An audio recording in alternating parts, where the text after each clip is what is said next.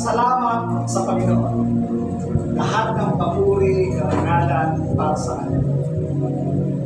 Tumatalon ang aking puso, especially ang Panginoon. Nakikita natin ang kamay ng Diyos tumatalon. Amen. Amen ba yun? Amen. Okay. Nag-iipon tayo eh. Amen. Amen. Meron tayong evangelist eh. At nasumigaw na sa daan. Amen. No. Meron na tayong worship team. Amen ba yun? Nag-improve eh. No. Meron pa tayong patiti ngayon. No. Nag-improve eh. Unti-unti. Dinadala na ng Panginoon yung mga taong kailangan na ng ministry. Dahil ang ministry ito ay hindi namin pag-aari. Hindi yung pag-aari ito ay Pastor Cruz. Pag-aari ito ng Panginoon. Amen. Amen. Kami po ay katiwala lamang ng Diyos. Kaya, wag natin problemahin yung problema natin. Unahin mo ang problema ng Diyos at ang problema mo ang susolusyon. Problemahin ng Diyos yung problema mo. Nakukuha mo. No. So, salamat. Dahil binubuhay na ng Panginoon ang Church ng Life of the Word of God. Palapakan na natin. Naisal po ako, unti-unti, sabi nga ni Ate Ano kanina, ng Pastor, pasensya na. Hindi agad dumating yung hindi dumating yung mga microphone. No? At least sana, full blast. No?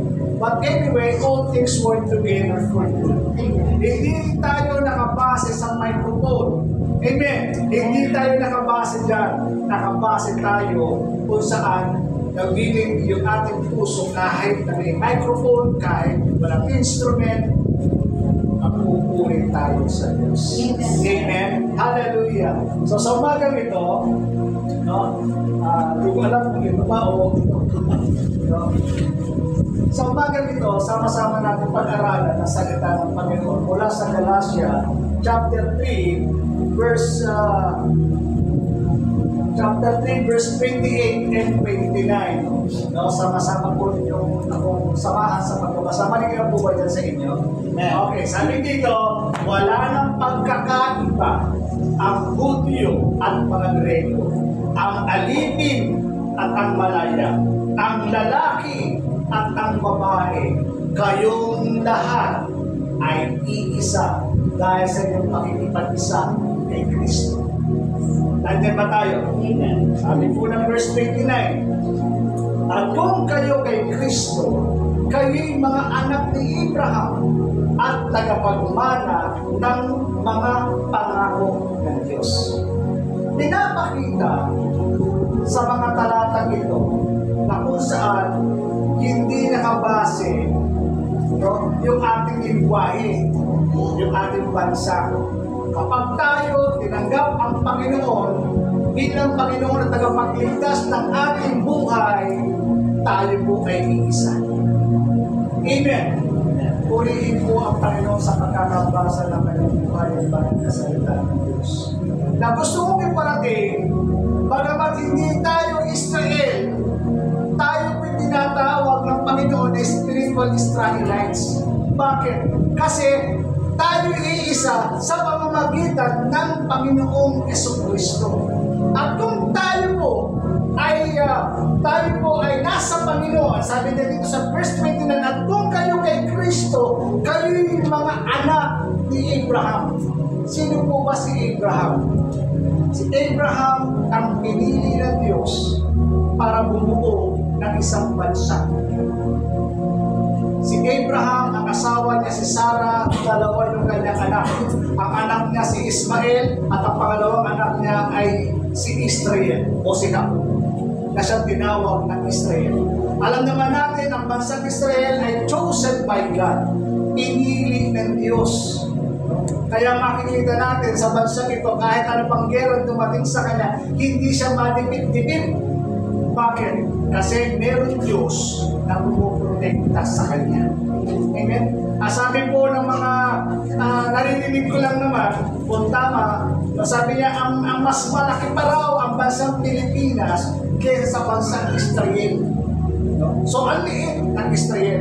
Pero bagamat ito'y maliit, ang bansang Israel, hindi sila madipit-dipit. Bakit? Kasi ang Diyos ay sumasa kanila. Ang Diyos ang pumuprotekta sa kanila. Kaya bilang mananampalataya sa Panginoon, kapag tayo ay merong Kristo sa Panginoon, kahit tayo maliit na lipi, kahit tayo ay walang kwenta tingin ng mundo, no? Tayo pinoprotektahan ng Panginoon. Amen? Tayong lahat, ikaw, ako, tayo, mga anak ni Abraham, the seed of Abraham. Kaya kumbaga, tayo po ay bahagi, tinatawag nilang spiritual Israelites. Pag sinabing spiritual Israelites, mayroong physical Israelites at mayroong spiritual Israelites. Yung spiritual Israelite, bagamat hindi tayo pinanganak sa bansang Israel, hindi dumadaloy sa atin ang dugo ng isang Israel o ng isang Hudyo, tayo naging Israel o spiritual Israelite dahil sa ating Panginoong Jesucristo. Dahil nananahan siya sa atin. At dahil tayo Abraham, dahil tayo mga anak ni Abraham, tagapagmana tayo sa pangako ng Diyos. Excited ba kayo dyan? Amen. Ngayon po umaga, gusto kong dalihin ang mensahe nito sa ating lahat. The 7 blessing of Abraham. The 7 blessing of Abraham. Kung ano yung mana na matatanggap, yung pinangako ng Diyos kay Abraham, matatanggap natin. Bakit? Kasi tayo mga anak ni Abraham. At kung tayo mga anak ni Abraham, sabi ng Diyos, siya yung tagapagmana sabi niya, tayo mga tagapagmana sa pangako ng Diyos kay Abraham. Amen. So kapatid ko in faith, itong blessing na ito na nais ng Panginoon na tayo po ay maranasan natin bilang mga mananampalataya. Samantalahin po natin. Sabi po ng Bible, dalawa po yan, yung isa Tagalog, yung isa English. English version, isa Tagalog version. So, babanggit po ako sa English dahil dito po kukunin yung aking mga puntos. Pero kung para maintindihan lang, hindi dahil tayo ay mag-i-English dahil marunong tayo mag-English. Hindi po. Dito natin kukunin yung ating pag-uusapan sa salitang English. Pero para hindi tayo maligaw at maintindihan natin yung ating pinag-aaralan, pinag-uusapan, kahit nilagay natin sa kabila yung Tagalog. Okay. Genesis chapter 12 verse 1 and 2. Pagmasdan natin, pakinggan natin yung pangako ng Panginoon kay Abraham at ang pangako nito ay iyong mamanahin. Amen. Ito yung ating mamanahin dahil yung pinangako ng Diyos kay Abraham at yung pangako ng Diyos kay Abraham, tatanggapin ito ng kanyang mga anak. Amen. Are you ready? Yes. Yes. Sabi dito sa Genesis 12 verse 1, Now the Lord said, sino na nagsasalita? Ang Panginoon. The Lord said to Abraham, pwede mong ilagay yan, ikaw yun. The Lord said, Pastor Boots. The Lord said peace. The Lord says, Alona. Yung specific natin. Sabi dito, get out of your country, from your family, from your father's house, to a land that I will show you. Tuloy natin, I will make you a great nation. I will bless you. And I will make your name great. And you shall be a blessing. Verse 3. Sabi niya, I will bless those who bless you. I will curse those who curse you. And in all the families of of the earth shall be blessed. Ito po ang pangako ng Panginoon kay Abraham. Yung binanggit natin sa verse 2 and verse 3. Isa-isahin po natin itong pangako ito. At itong pangako ito ang siyang mamanahin natin bilang mga anak ni Abraham, mga binti ni Abraham. Dahil tinanggap natin ang Panginoon, bahagi tayo doon sa pangako ng Diyos sa atin. Ano yung pangako ng Diyos? Ano ang pangako ng Diyos kay Abraham? Una, I will make you a great nation. Ito yung pangako ng Diyos kay Abraham na pararamihin ko ang iyong mga anak at ako at gagawin kong malaking bansa. Ito yung pangako. Ano? In the physical world, in the history, lumawak ba yung kanyang lahi? Amen. Nagkatuo ba yung kanyang sinabi? Amen. Kaya tayo naman ngayon bilang mga spiritual Israelites na nais ng Panginoon na gagawa siya, no? Gagawin niya tayong malaking bansa. Gagawin niya tayo, palalawakin niya ang bagay na meron sa atin. No? Kung tayo mga anak ni Abraham, dahil tayo ay kaugnay sa ating Panginoon Jesucristo. Sabi niya sa Galatians 3:29, at kung kayo'y kay Kristo, kayo'y mga anak ni, sino po? Abraham at tagapagmana ng pangako ng Diyos. Tagapagmana sa pangako ng Diyos. So sa makatwid, kung ano yung ginawa ng Panginoon kay Abraham, kayang gawin ito ng Diyos sa atin dahil bahagi tayo doon sa manang ipinangako ng Diyos ni Abraham sa atin. Amen. Kaya nga po ang light of the world sa Pampanga ay hindi lang ito maliit. Sabi ng Panginoon, I will make you great nation. Palalaki ko, gagawin ko kasi malaki. Gagawin ko kayong bansa. Amen ba yun? Amen. Kaya nga, salamat kay Lord. Unti-unti na dinadala ng Diyos. Dinadala ng Diyos yung mga tao na kailangan sa ministry ito upang ipalaganap ang kanyang lahi, ang kanyang salita. Amen? Amen. May mga taong willing na magpagamit sa Diyos para ipalaganap ang mabuting balita. Ikalat ang lahi ni Abraham, ikalat ang salita ng Panginoon, ikalat ang Panginoon Jesucristo, iparating ang mabuting balita. Kaya nga kanina, ang ganda po pakinggan. Nagkakaroon ng desire, sabi ni Brother Liz, may nag-uusapan po nila ni Pastor Woods. Gustong umatay ng kapatid. Na sabi ni Pastor Woods, sinundagan. Na Bible study tayo sa inyo. Diba? Kumbaga, tayo bang nagsasabi nun? Hindi. Kundi nilalagay yun ng Diyos sa kanilang puso, no? Para mapatupad yung pangarapin ng Diyos sa ating buhay. Kaya, ang bawat isa ay hindi lamang natin ito tinitignan na ikaw lang. Tinitignan natin as a family. Amen. Kaya nakita natin unti-unti si Brother Mark. Dati ilan lang sila, ngayon buong pamilya na. Malay mo, jeep na yung dadalihin dito. Pero mo, kung mabalakan itong pupunta lang sila dito para sumamba. Nakikita po ninyo, no? Kumbaga, pinapalawak na ng Panginoon yung kanyang territory.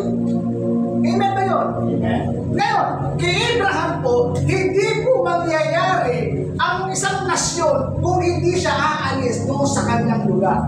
Amen ba yun? Amen. Kaya sabi ng Panginoon kay Abraham sa bungad pa lamang sa Genesis 12:1, sabi ng Panginoon sa Tagalog, sinabi ni Yahweh kay Abraham, lisanin mo ang iyong bayan, ang tahanan ng iyong ama at kamag-anak at pumunta ka sa bayan ituturo ko sa iyo. Kapatid ko in faith, hindi lalago ang mga bagay na nasa atin kung hindi tayo aalis doon sa comfort zone natin. Amen ba yun? Hindi ka lalago as a man bilang tao kung mananatili ka lamang sa loob. Amen. Kailangan mong lumabas doon sa comfort zone mo upang mapangyari ang lahat ng pinangako ng Diyos sa iyo. Amen ba yun? Amen.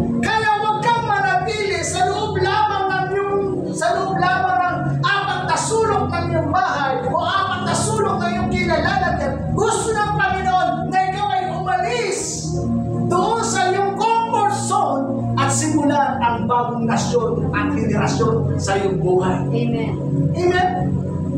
Kaya nga nagkakaroon tayo ng desire. Pinapakalat natin ito. No? Unti-unti na bumubukas sa mga pinto ng Panginoon para sa atin. Kaya kapag binubuksan ng Panginoon itong mga pintuan ito, opportunity ito, no? Na yung bansa natin, yung ating spiritual na mabubuhay, yung ministry pinagkatiwala sa atin, unti-unti lumalaki at lumalama. Nandiyan ba tayo? Amen. Amen. Kaya nga, hindi mangyayari ang mga pinangako ng Diyos na ito kung hindi po tayo lalabas sa ating mga comfort zone. Lumabas po tayo para yung kinalalagyan ay lalawa. Spiritual influence ang masaklap. Yung kaso ni Lot. Yung kaso ni Lot. Bakit sinunog ng Diyos ang Sodoma at Gomora? Bakit ang pamilya lamang niya ang naligtas? Bakit yung kanyang community, ang Sodoma at Gomora, ay walang naligtas isa man? Alam niyo ang sagot? Alam niyo po ang sagot? Dahil hindi po sila umalis doon sa kanilang comfort zone. Wala man silang nahikayat isa man. Wala man silang nadala isa man. No? Bilang mga bahagi. Kasi si Lot, pamangkin siya ni Abraham. No? At bahagi siya doon sa pangako. Hindi niya ginamit ang mga bagay na nasa kanya. Kaya sinabi naman, isama mo ang iyong anak, ang iyong asawa, ang iyong pamilya. Ito lang yung binanggit. Walang binanggit na isama mo si dito. Sige, wala eh.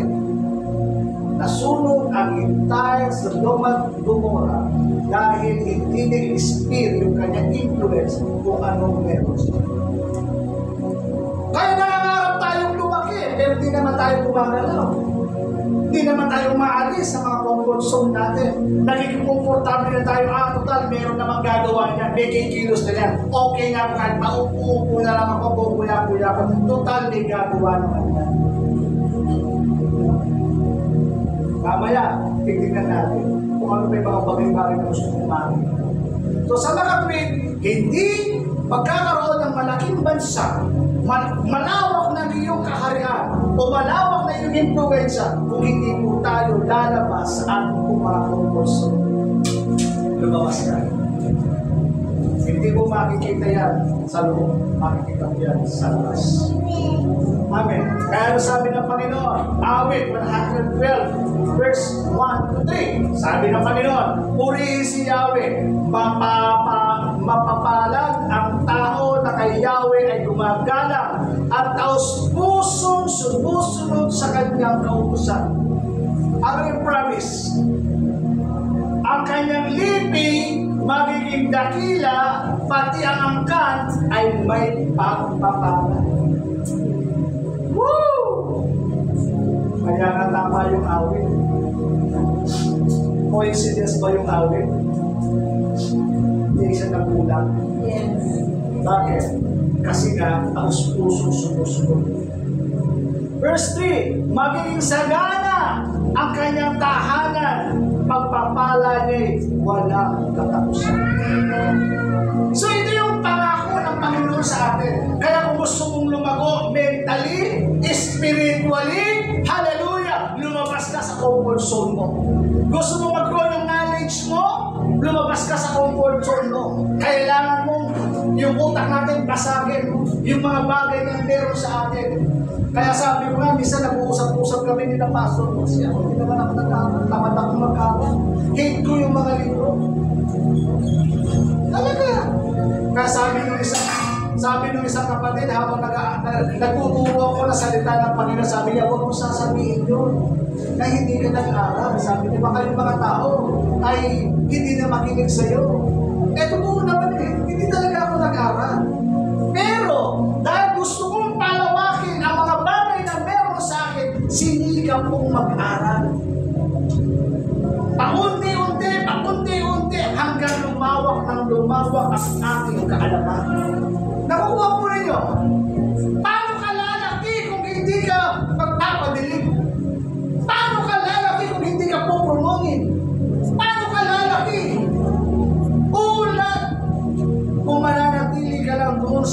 sitwasyon, nahihiyain ako. Nahihiya ako. Paano lalawak yun? I will make you a great nation. Panalakihin ka. O salamat. The light of the world sa Pampanga, palalakihin ko. Palalakihin ko naman. Dahil ito yung promise mo. Amen. Kaya, gusto mo magnegosyo? Lumabas ka sa comfort zone. Tingnan mo kung ano. Ang dami na nakikita ngayon sa social media. Ang problema, takot, umakbang. Sabi ko nga, nakakaingit. Uupo lang sila, may wifi lang sila, may cellphone lang sila, magbabla-bla lang sila doon, kumikita ng napakalaki. Makakuha ka lang ng ilang milyon na views, meron ka ng kita. Ganun lang yung trabaho, di ba? In-expound nila yung kanilang kaalaman. Nakuha niyo po? No? Lumalaki sila. For the glory of God, walang naman na may tataas. Sabi ko nga, natuto ako mag-computer, mag-laptop, gumawa ng ganitong bagay. Walang naman na may tataas. True, Brother Mark. Sa Diyos ko ang papuri, wala ko sa tao, wala ko sa amin. Pero mo, so I'm blessed sa buhay ko niya. Noong mga panahon na, bumili siya ng laptop, pinahirap sa akin yung laptop. Tinuruan ako, ganito ko gawin nyo, ganito ko yung gawin nyo, ganito yung gawin nyo. Slow learner ako eh. Pero pinagtsagaan ako ni Brother Mark. Pero salamat. Palakpan niya natin ang Panginoon dyan. Salamat kay Lord. Dahil sa maliit na nalis na naituro sa akin, lumalawak. At salamat sa buhay ni Brother Vince. Nilagay ng Diyos sa ilalim ng light of the world. Kahit papaano meron siyang naituturo, lumalawak ang aking kaalaman. Amen. I will make you a great nation. Kapatid, hindi ka lalaki kung hindi ka lalabas sa comfort zone. Amen ba yun? Amen. Pangalawa, hindi ko ito matatapos. Ihahatiin natin para kahit papaano ay may paliwanag ng maayos. Pangalawang pangako ng Panginoon, ano daw po yun? I will bless you. Sa verse 2 po yan makikita. Sabi niya, I will bless you. Sino pong nangako? Sabi po ng Biblia ay ganito. Bilang 23:19. Ang Diyos ay di sinungaling tulad ng tao. Ano mang sabihin niya ay kanyang gagawin. Kung mangako man siya'y ito'y kanyang tutuparin. Amen. Ang Diyos kapag nangako bukas babayaran ko. Pero mamukat mo bukas, susunod na bukas. Lagi napapako yung pangako ng tao. Pero ang Diyos ay hindi hinantulan sa tao. Ang Diyos kapag sinabi niya, ginagawa niya. Amen. Kapag nangako siya, ito'y kanyang tutuparin. Kapag nangako siya, ito'y kanyang tutuparin. Pag sinabi ng Panginoon sa iyo, bilang mga anak ni Abraham, bilang tumanggap sa Panginoon, sa kanyang buhay, pinapasok, pinaghari, at siya ang naghari sa Panginoon, ang naghari, ang Diyos sa kanyang puso. Yung kanyang pangako ay ito'y kanyang tutuparin. Nasabi ng Panginoon, I will bless you. Kaya sabi po ni Abraham, o sabi po ni David, sa kanyang paglilingkod sa Diyos, ano po ang sabi? Awit 37 verse 25. Mula sa pagkabata, ngayon tumanda na sa tanang buhay ko. Kayo nga po ang walang nabalita na sa taong tapat ang Diyos ay nagpabaya o ang anak ay naging hampas nito. Kabuuan nito, wala akong nakita isa man na pinabayaan ng Diyos. Nung ako'y bata, tumanda na, wala akong nabalitaan, wala akong nakita ni isa man sa mga taong tapat na sumusunod sa kalooban ng Panginoon. Walang isa man akong nakita nagkita. Amen. Hindi sila pinabayaan ng Diyos. Binless ng Diyos ang kanilang pupunta. Pag sinabi kasing blessing, iniisip agad natin, material na bagay yung blessing. Hindi po. Pag sinabing blessing, yung hindi ka lang nagkasakit, blessing. Yung kumakain ka ng 3 beses sa maghapon, may kasamang merienda, blessing po yun eh. Amen. Yung ba sa loob ng pamilya mo, kahit na meron mga problema kang hinaharap, at least payabang yung kalooban, blessing yun eh. Amen. Hindi ho nakabase doon sa material na bagay. Ang blessing ay nagiging payapa ka sa gitna ng mga problema na hinaharap natin. Amen. Kaya hindi nagpapaya ang Diyos sa kanyang mga anak. Tumanda na siya. Sabi niya naman, mula ng bata ko hanggang sa pagtanda ko, wala akong nakita isa man sa kanyang mga anak ang kanyang pinabayaan. Amen. Sinuplay ng Diyos yung kanyang kailangan, yung ating kong mga pangangailangan. Kaya sabi ng Panginoon, kanta natin, kahit kailan di ka nakulang, niyaya mo sa akin laging daan, ang pag-ibig mo sa akin walang hanggan, inibig mo ako noon pa. Diba? Hindi siya nagkulang. Hindi siya nagpapapaya sa mga taong sumusunod sa Kanya, sa mga taong Kanyang mga anak, sa mga taong tumanggap sa Kanya, dahil ayaw niyang masira yung Kanyang mga pangako na binibitawan sa akin ng Panginoon. Pag sinabi ng Panginoon, pagpapalain kita, pagpapalain kita. Magtiwala ka lang sa Kanya. Itong ministry ito, nasimulan po namin ni Pastor Woods, walang-wala, 0-0. Hindi namin alam kung saan namin pagkukuhanin yung mga needs. Noong una, no? Ang liit lang, nangupahan tayo doon sa maliit, magkano yung lupa. Pero dahil willing tayo maglingkod sa Diyos, willing tayo isuong yung mandato ng Diyos sa gawain pa rin dito sa Pampanga, the Lord provide. Binless tayo ng Panginoon. Nakita ng Diyos yung ating pagpupusige, yung nanay-nanaya ni Pastor Woods, bumili ng lupa para magpagdakusan ng gawain ng Panginoon. Sabi ng Panginoon, I will bless you. Bilang panimula, ang hirap po. Wala kang pagkukunan, walang source. Kaya sabi ko, paano namin maiuusan yung gawain ng Panginoon? Pero sa biyaya ng Panginoon, hindi siya na. Amen. Sabi ko nga, wala namang anything kami natatanggap financially sa ministry. Talagang living by faith, walking by faith. Kaya sabi ng Panginoon, okay, sige, pinalampag ng Panginoon ng aking trabaho para masustain yung plano ko sa iyo. Amen. Siya ngayon ang pinaka-bread and butter ko. Pagdating ng panahon, makikita mo na kung saan hindi sila, kundi ako ang nagpupay ng mga pangangailangan. Kaya totoo eh. Kaya sabi ko nga, hindi siya nakulang. Hindi siya nagpapaya. Kapag po nire-reflect ko ang aking sarili, sabi ko, Lord, salamat. Salamat dahil sa iyong biyaya. Salamat dahil sa iyong mga pagpapala. Sino ako? No? Na kung saan ay bigyan mo ng pabor ng ganito.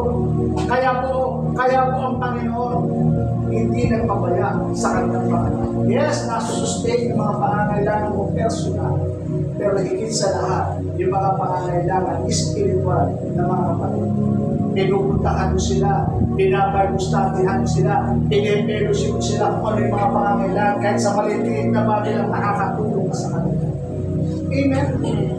Kaya po napakahalaga na kapag tayo po ay mga anak ng Diyos, huwag kang matakot na humakbang. The Lord bless you. Dahil yun po ang kanyang pangako sa kanyang mga anak. Sabi po ng Biblia, kapag inabot ng matinding uhaw ang aking bayan na halos matuyo ang kanilang lalamunan, ano sabi? Akong si Yahweh, ako gagawa ng paraan.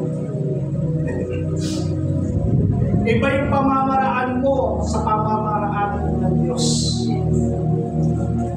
Amen. Iba yung pamamaraan. Kasi tayo, kapag tayo natutuyuan na, ang pamamaraan natin si Bombay. Ang pamamaraan natin type 6. Iba yung pamamaraan mo sa pamamaraan ng Diyos. Nakita po ninyo yung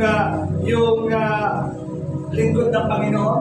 Nung panahon walang-wala siya, sino po ang nag-provide sa kanya? Ibon. Ang Diyos ay nagpapadala ng uwak para pakainit ang lingkod ng Diyos. Iba yung pamamaraan mo. Meron akong mga testimony na kung saan paulit-ulit man na naririnig. Sabi ko nga, Sister Marlene, every morning, merong kape, merong tinapay, sometimes merong pang hotdog. Every morning, may dumarating sa kanya, nagtataka siya. Kinakausap ka, ikaw ba may dala nito? Hindi. So, na-curious siya, every morning, meron siya kape, meron siyang tinapay. Every morning yun. No? So, naging curious siya. Gumising siya ng maaga, tinignan kung sino yung nagdadala. Alam niyo kung ano napansin niya? Yung pusa. Yung pusa nila, pumapasok sa kapitbahay, kinukuha yung pagkain, pinapasok doon sa kabintahan. Nakuha mo nila. No? So kahit hayop, gagamitin ng Diyos para i-provide lamang ang iyong pangangailangan. Kaya huwag kang matakot. Ang Panginoon ang mag-provide sa mga panahong walang-wala ka. Magpapadala ang Diyos ng mga uwa, ng mga hayop, na kahit sino. No? Sabihin mo lang ang mga bagay na iyong nararamdaman, huwag kang matakot, the Lord provide. Yes, maaaring tumatagal, pero huwag kang mawalan ng pag-asa. Ang Diyos mo ay hindi nagtutulong. Nakikita niya ang iyong sitwasyon. Maaaring meron siyang gusto ituro sa'yo kung bakit ito tumatagal. Sometimes it test of faith. Pero mo sabi ng Panginoon, naalala ko yung sa kwento ng pastor namin, yung kanyang kapatid na kanyang persecuro na born again. Nung na born again, no, dumating sa panahon, naghirap siya. Mapuputulan ng kuryente. Malaking pera ang kanyang kailangan. Na born again eh. So, test of faith, nawalan siya ng anything mula sa kanyang palagi. Hindi niya alam kung saan siya kukuha. Ito yung kapatid, pastor, lingkod ng Panginoon. Kinuha yung kanyang pera sa Maynila, yung kanyang dapat makuha na pera doon sa kanyang pinagtatrabuhan before. Kukunin niya. Then, nakuha niya yung pera na yon. Sabi ng Panginoon sa kanya, yung pera na yan, ibigay mo sa tao. Bigla siyang napaisip, rescue ko ito eh. At saka mayaman ito eh. Mayaman ito. Paano ko ibibigay ito? Baka namang may suko pa sa maliit na pera na ito. Kaniwala niya yung kanyang narinig. Then, eto na ulit. Sasakay na siya ng bus. Pagsakay ng bus, sabi niya gano'n, ibigay mo, pero yan, isipin mo sa tao. Umatras ulit. Nagdadalawang isip siya, sabi niya, bakit ko bibigay ito? Pero alam mo naman yung tao na, nagkakaroon ba ng yung conversation nila, when it comes sa kanyang nararamdaman. Nung sasakay ulit na siya ng bus, na pangatlong pagkakataon, sasakay na siya ng bus, biglang marinig, malakas na tinig ang kanyang narinig. Kung hindi mo ibibigay yung bagay na yan para doon sa tao yun, gagamit ako ng hayop, ng pusa, ng daga, ng aso para ibigay mo lamang yung pangangailangan. Alam mo, gumising sa kanya? Ang gumising sa kanya, aba, higit pa ba ako sa aso? Higit pa ba ako sa hayop? Gusto ng Panginoon, ikaw mismo bilang ka ang mag-uumbay sa kanya ng Panginoon. Alam nyo, sinunod niya yung tinig na kanyang narinig. Nung kanyang narinig at na siya'y pumunta doon sa kanyang bahay ng kanyang kapatid. Nasabi ng Panginoon, pumunta siya, tinabi. Kuya, pera, pinabibigay ni Lord. Alam nyo, sagot ng kapatid, praise the Lord. Totoo ka na. Sumasagot ka na. Palapakan nga natin kayo ng Panginoon. Bakit? Nagulat yung kanyang kapatid, yung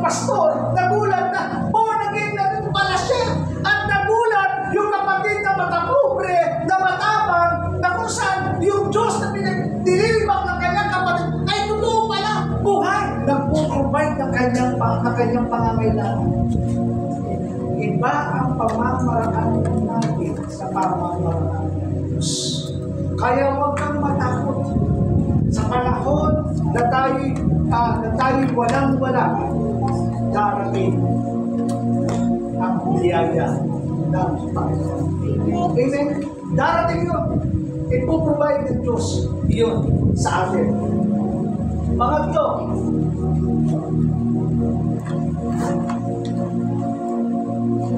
your name will become great. Ang iyong pangalan ay magiging dakila. Yung pangako ng Panginoon Abraham, yung pangalan mo magiging great, magiging dakila yung pangalan mo. Totoo naman eh.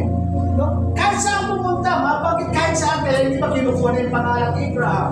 No? Yung iba, kumbaga kinikilala si Abraham bilang patriarch. Pag sinabing patriarch, nagsimula sa kanila yung bansa, yung kanilang lahi. At bilang mananampalataya kay Kristo, yung pangalan natin ay magiging dakila. Dakila kung saan? Dakila kung saan magiging talk of the town ang iyong pangalan. May mga pangalan na napakahalaga na sa ating bilang mananampalataya na iniingatan ito. Huwag natin hayaang madulisan dahil tayo mga mananampalataya lang. Amen ba yun? Your name will become great. Yung iba, pag nababanggit pa lamang yung kanilang pangalan, si ano? Hindi na nirespeto yung pangalan. Kasi nga yung pangalan niya, sirang-sira. Pag darating na yung tao, nandiyan na si Procopio, tago nyo na yan. Dirito yun, ganyan. Nakuha nyo? Hindi nirespeto yung pangalan. Pero yung mga taong merong Panginoon sa kanilang mga puso, yung pangalan na binigay sa atin ng Panginoon, nire-respeto. Kaya bilang mga mananampalataya sa Panginoon, ingatan natin itong pangalan ibinigay ng Diyos sa atin. Na kung saan yung pangalan na yan, nakadikit yan dyan, ang Panginoong Jesucristo. Kapag yung pangalan na yan ay natutihan, nakitaan ng hindi maganda, ang napupulaan ay hindi ikaw, kundi ang Panginoon mismo ang napupulaan. Kaya yung tao na yan, bulan yung pamati. Nakukuhain po ninyo. Kaya sabi ng Bible, matatapos na po ako. Sabi ng Bible, mas mabuting piliin ang malinis na pangalan kaysa pilak at ginto o anumang kayamanan. Minsan yung pangalan, ipinagpapalit sa salaki.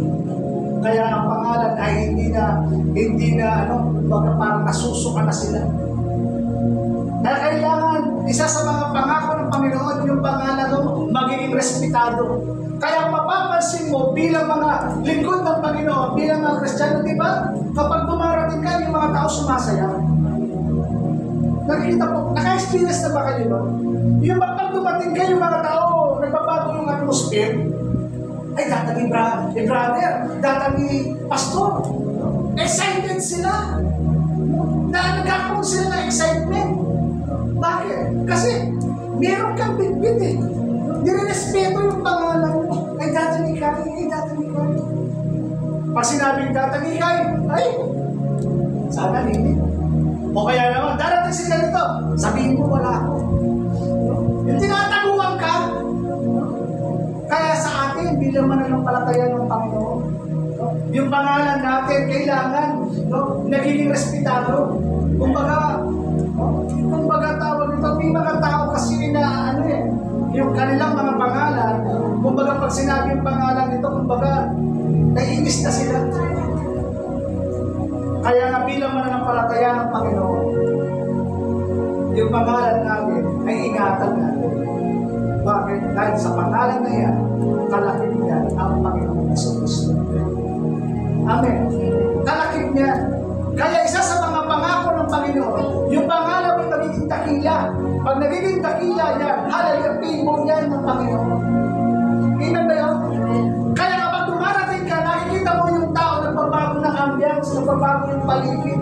Kaya yung mga tao, mas gusto kanilang kausap kaysa sa taong ito. Mas gusto nilang, mas nag-enjoy sila sa company mo kaysa sa taong ito. Anong meron? Kasi yung kanyang aura, yung kanyang pangalan, yung presence ng Panginoon. Kaya nga sabi ko nga, yung pastor namin before, madaling araw, may tao. Sabi ko, anong meron? Sa totoo lang. Yung pastor namin before, sabi ko nga, Sunday service, no? Dapat yung mga tao mag-uuwian na. No?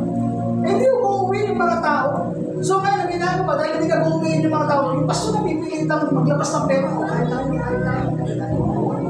Umaabot ng madaling araw. Kaya yung itsura niya, tumandang bigla kasi nga, halos madaling araw na matulog. Meron na tapos na sa church, meron pa sa bahay. Hinahanap siya lagi. No? Bakit? Kasi yung kanyang pangarap pinapapako. Kaya isa yan sa mga blessing, sa mga pangako ng Diyos kay Abraham. Next week, babakitin natin yung apat. Magugulat po tayo kung ano ang meron. Next week, makikita natin kung sino ka sa harapan ng Diyos. Kumbaga matatakot sila sa iyo. Kaya kailangan din nilang makita yon at kailangan mo rin makita yon sa iyong sarili na hindi ka pangkaraniwang tao. Next week po yun. Hindi ka pangkaraniwang tao. Sasabihin ko. Makikita mo ni Abraham, makikita mo kung sino ka sa harapan ng Diyos at anong kaya gawin ng Diyos sa iyo, sa buhay mo at sa mga taong nasa paligid. Bilang panguli, tayo may mananalangin. Sabi ng Pilipos, chapter 2, verse 9 up to 11. Sabi ng Panginoon, ang Panginoon ay nagkatawang tao at namatay sa krus. Nung namatay sa krus, sabi dito sa verse 9, no? Sabi ng verse 9, dahil dito, siya'y lubusang itinaas ng Diyos at binigyan ng pangalan higit sa lahat ng pangalan. Sa gayon, ang pangalan ni Jesus ay luluhod at magpupuri ang lahat ng nasa langit, nasa lupa, at nasa ilalim ng lupa.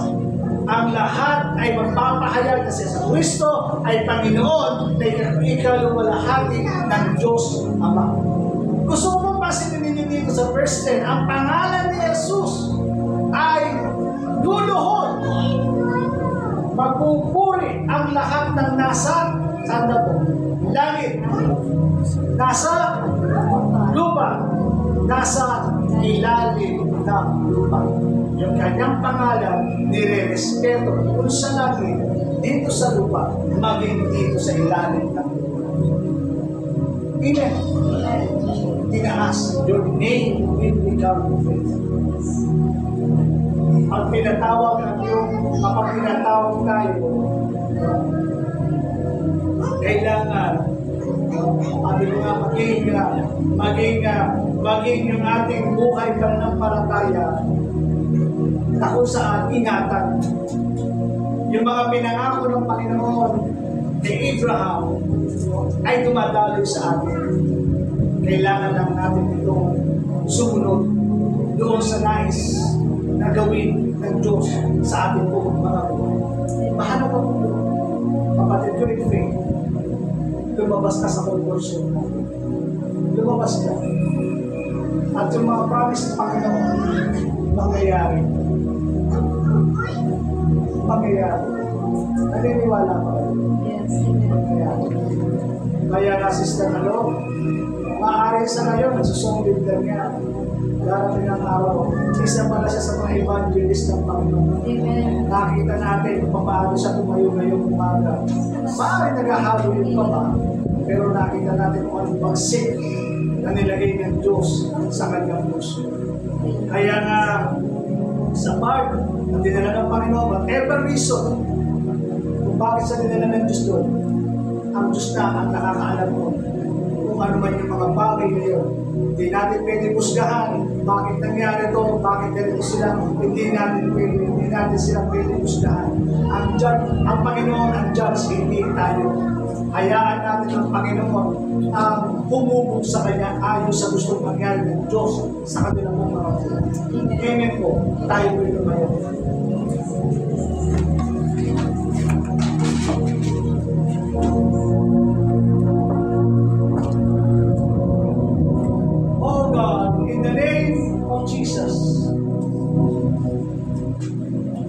Sa bawat isa po kami ngayon na narito, naniniwala po ako, Panginoon, na hindi isang aksidente kung bakit dinala mo sila sa lugar na ito. Ako po'y naniniwala na meron kang ipinarating na mensahe sa kanilang mga puso. Maaaring hindi lahat, Panginoon, ay para sa kanila. Ngunit may mga maliliit na portion, Panginoon, sa kanilang narinig ngayong umaga, na kumuntil sa kanilang damdamin.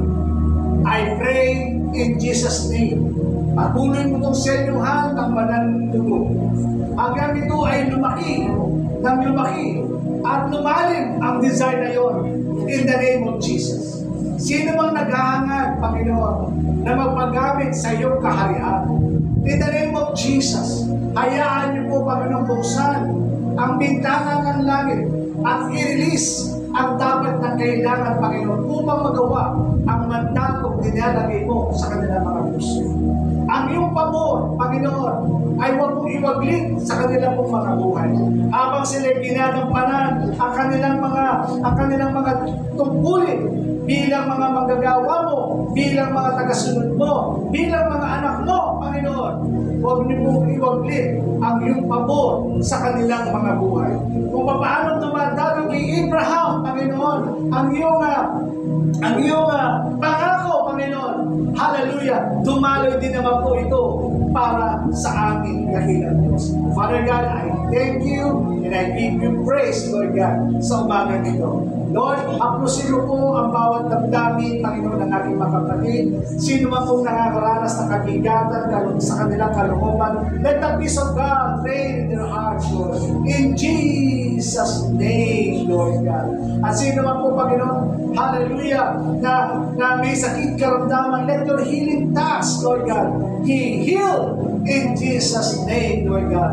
At sino man po, Panginoon, may mga prayer request ngayong umaga, in the name of Jesus, I pray, Lord God, open the window of heaven and release, Lord God, the answering prayer, Lord, sa kanilang mga puso. At sila'y magpupurit sa sapat magpapasalamat sa mga bagay na pagsagot po sa kanilang mga dalangin. Panginoon, hallelujah!